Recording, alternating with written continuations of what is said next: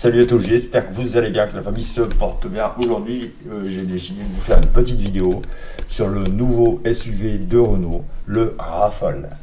Donc, il est équipé d'une motorisation full hybride, 3 cylindres, ah, ça c'est malheureux, 1 litre de TCE et 200 chevaux de puissance en traction et 300 chevaux en transmission intégrale. Donc on va aller voir ça tout de suite, il est prévu à la sortie en 2024, on y va, c'est parti.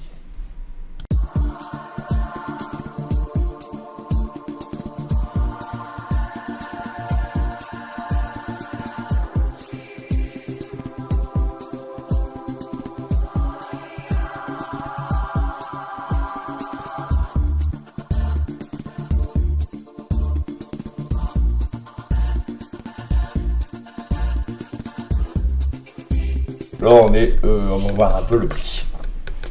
Donc ici, Renault nous annonce à peu près, hein, ça reste à peu près. Donc pour le 200 chevaux, ça devrait débuter à 44 000 euros environ en finition de base techno et grimper jusqu'à 48 000. Pour la version Esprit Alpine. Voilà. Là, pour le modèle 200 chevaux, on est sur une longueur de 4,71 m. En largeur, on est à 1,86 m. Type de moteur hybride, boîte de vitesse automatique, mode de transmission traction pour le 200 chevaux et 205 Nm. Alors consommation mixte, hein, donc c'est centre-ville et les deux quoi en fait. Hein. 4,7 litres au 100 km. Pour un 5 portes, on va regarder un peu le moteur. Donc toujours pour le 200 chevaux, type de moteur hybride, 3 cylindres en ligne, 4 soupapes par cylindre, 1199 cm3. L'alésage, la course, batterie 2 kWh. Donc c'est de l'hybride. Hein. Donc pour le 300 chevaux, moteur hybride essence, prix 46 900. 3 cylindres injection directe turbo, 130 chevaux. Puissance moteur 68 chevaux. Puissance moteur 1, 68 chevaux. Puissance moteur 2, 34 chevaux. Puissance moteur 3, 110 chevaux. C'est un peu compliqué à calculer quand c'est les véhicules hybrides. Donc la puissance totale, 300 chevaux.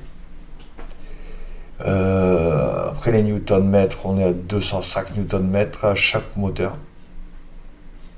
Dans le moteur 2, il y a 50 Nm. Et le moteur 1, 205 et le moteur 3, 205. Autonomie moyenne, 65 km. Coût d'une recharge, 3,24 €. Ça va encore. Coût en électrique pour 100 km, 3,42 €. Accélération, 0 à 100 en 6,1 secondes.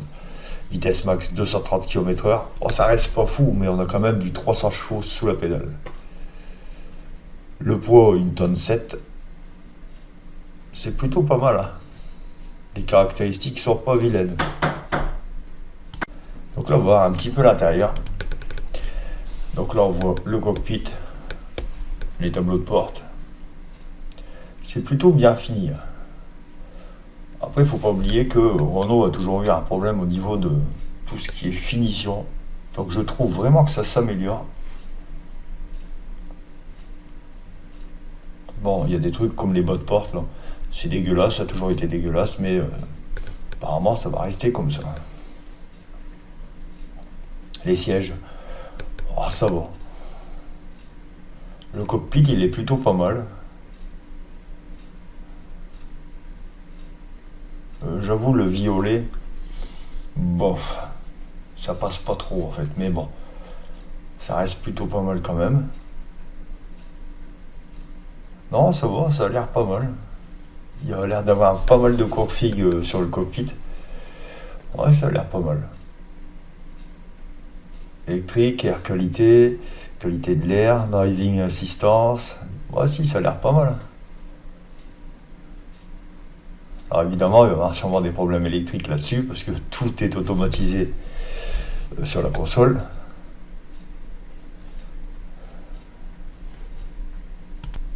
Bon, apparemment, on peut changer la couleur. Je pense que c'est déjà mieux. Ouais, c'est un peu mieux. GPS. Voilà, cette vidéo est terminée. J'espère que ça vous aura plu. Alors, si vous avez des idées de Renault que je pourrais présenter, n'hésitez pas, mettez-le en commentaire. Et surtout, abonnez-vous, likez, partagez un maximum.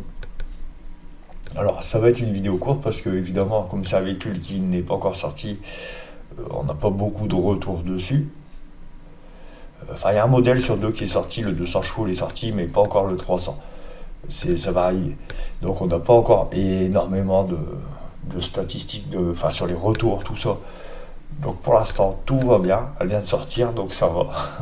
Et voilà quoi. Donc, c'est pour ça que c'est une petite vidéo. Allez, salut!